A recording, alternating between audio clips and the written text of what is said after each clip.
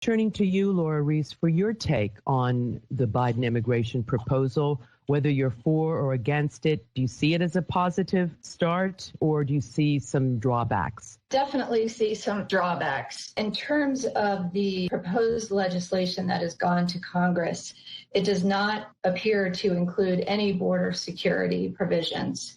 And in the multiple comprehensive immigration reform bills that have been debated in Congress the past 2 decades, they always included border security provisions. In addition, it attempts to erase the line between legal and illegal immigration, including changing the word alien to non-citizen. What this does is overshadows the difference between someone who comes here unlawfully, what happens to people who come here as visitors temporarily, and then, in addition, we have a third category of lawful permanent residents. To change the word alien to non-citizen groups all 3 of those categories into one. Furthermore, it increases competition for American workers who are struggling right now with unemployment and the economic fallout from COVID and forced shutdowns by the government, and would greatly increase costs to the taxpayer. On the executive order front,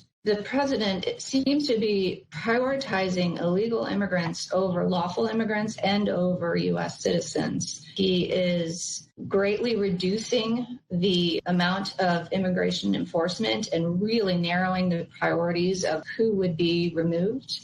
And also, you had mentioned revoking the travel restrictions. That has been grossly mischaracterized as being about Muslim and religious and nationality purposes under the Trump administration, when great detail and a very thorough review was done by the Trump administration for nearly 200 countries to determine who cooperated with the U.S. with basic international travel requirements, who is a state sponsor of terrorism, who protects terrorists among their country. And to revoke those travel restrictions is a real danger to our national security. What about the so-called DACA, Deferred Action for Childhood Arrivals? Minors who were brought to the United States illegally as children who really know no other country than the United States.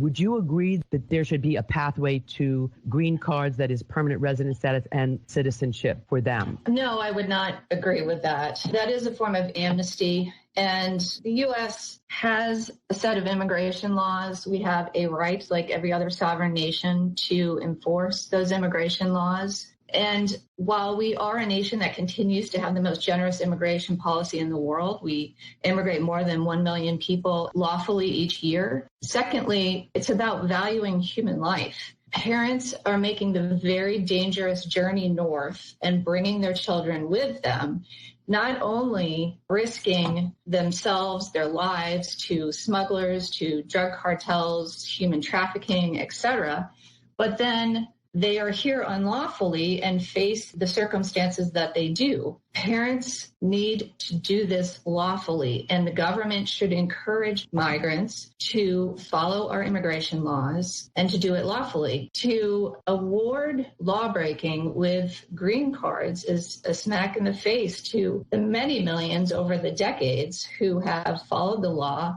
waited their turn, and are proud to come to America following its laws. So no, I do not agree that rewarding illegal immigration with green cards is good policy, because we never end this cycle. Thanks for watching the Heritage Foundation's YouTube channel. With more than 500,000 members, we are the nation's largest conservative research and education institution. We believe the principles and ideas of the American founding are worth conserving and renewing. Please help us further our mission by subscribing to this channel and sharing our videos with your family and friends.